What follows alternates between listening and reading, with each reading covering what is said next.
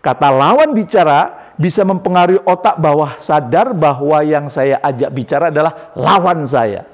Sehingga dorongan yang muncul adalah mengalahkan.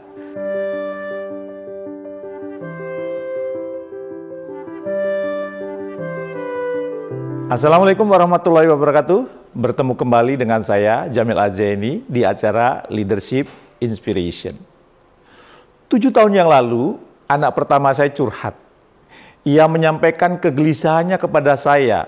Ya, anak saya berkata, "Pak, aku dan adik-adikku adalah anak Bapak. Tolong perlakukan kami sebagai anak Bapak, bukan sebagai karyawan. Ajaklah kami bicara, jangan asal perintah atau nyuruh kami tanpa memperhatikan kondisi kami. Pertimbangkan juga pikiran, perasaan, dan minat kami bila Bapak meminta kami melakukan sesuatu. Kami sudah bisa diajak diskusi, Pak. Kami sudah remaja. Perlakukan kami sebagai sahabat, bukan sebagai karyawan." Usai ia curhat, saya langsung memberikan pendapat dan nasihat kepada anak saya. Semua yang Bapak lakukan demi kebaikanmu dan juga adik-adikmu. Lihatlah sisi baiknya dan ambil pelajaran dari sana, dari apa yang Bapak minta kepada kalian. Dan tanpa saya duga, anak saya memotong pembicaraan saya dengan berkata, "Aku tidak butuh nasihat Bapak. Aku hanya minta Bapak mendengarkan." Dan saya menarik napas panjang. Kok tega-teganya anak saya ngomong begini? Mendengar respon jawaban anak saya sangat terkejut. Karena saya menduga ia meminta pendapat dan nasihat dari saya. Tapi ternyata justru ia tidak ingin pendapat saya. Ia pun tidak ingin dinasihati oleh saya. Saya pun merenung. Ya, merenungi kata-kata anak saya yang berbunyi, "Aku hanya minta Bapak mendengarkan." Kalimat itu tertancap kuat di pikiran dan hati saya. Dan saya mulai bertanya dalam hati, bukankah saya sudah mendengarkan? Kok masih disuruh mendengarkan? Dalam perenungan itu pun saya kemudian mengajukan pertanyaan kepada diri saya sendiri. Apa pertanyaannya? Bagaimana agar saya bisa mendengarkan dengan baik? Baik untuk anak saya, untuk istri saya, untuk saudara saya, sahabat saya, dan anggota tim saya, maupun orang-orang yang berhubungan dengan saya.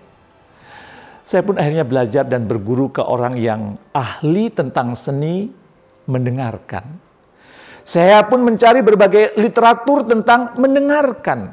Dan sampailah pada kesimpulan, ternyata ada 4 tipe mendengarkan.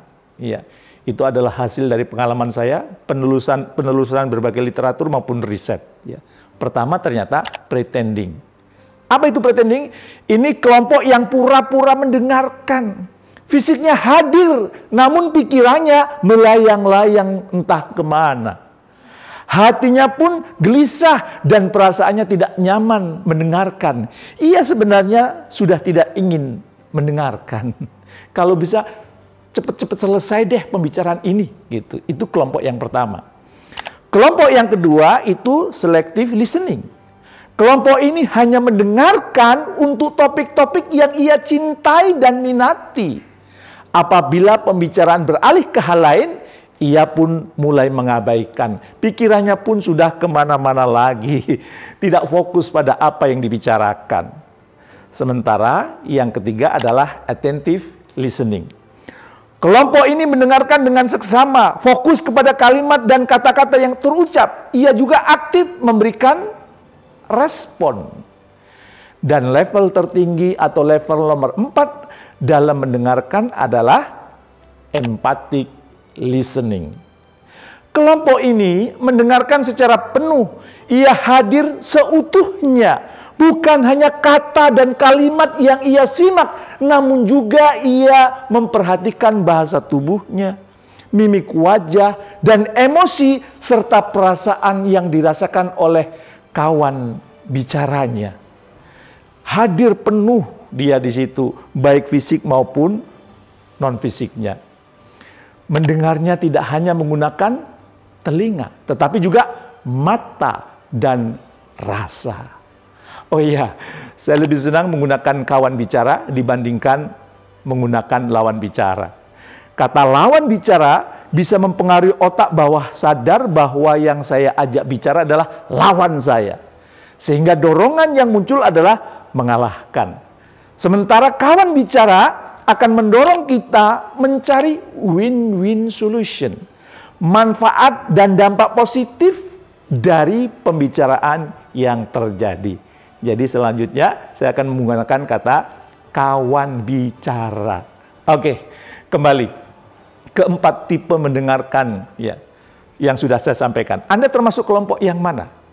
Ya, kelompok yang pertama, kedua, ketiga, atau keempat? Saya menyarankan jadilah kelompok yang keempat. Ya. Hingga saat ini, saya pun sedang terus belajar mempraktekkan empathic listening. Alhamdulillah, saya sudah merasakan hasil dari mempraktekkan empathic listening ini. Gara-gara ucapan dari anak saya bahwa dia hanya butuh mendengarkan. Apa saja hasil dari empathic listening? Berdasarkan pengalaman saya, ya, yang selama ini saya jalani, dan berbagai literatur dan riset yang saya pelajari, apabila Anda mempraktekkan empathic listening, maka pengaruh Anda semakin menguat. Trust dan respect orang lain kepada Anda semakin meningkat. Engagement dan keakraban Anda ya dengan orang terdekat semakin kuat. Anda mudah menggerakkan orang lain dan Anda semakin dicintai orang-orang yang Anda cintai. Asik kan? Mau Anda merasakan hal itu? Bila jawabannya mau, segera praktekkan empathic listening dalam keseharian Anda. Nah, untuk mempraktekkan empathic listening, kita perlu memperhatikan beberapa hal ya supaya kemudian benar-benar powerful dampak empathic listening bagi kehidupan kita. Yang pertama, paham yang perlu dihindari. Loh, dalam mendengar ada yang perlu dihindari? Jawabnya, ya ada. Ya, ada 3 hal yang perlu dihindari ketika Anda mendengarkan, yaitu menafsirkan, menghakimi, dan memberi nasihat. Jadi bila ada orang curhat kepada Anda, aduh, manajemen sekarang payah, kebijakannya sering berubah-ubah, saya bingung. Lantas Anda menjawab, sama bro, saya juga stres. Itu artinya Anda menafsirkan.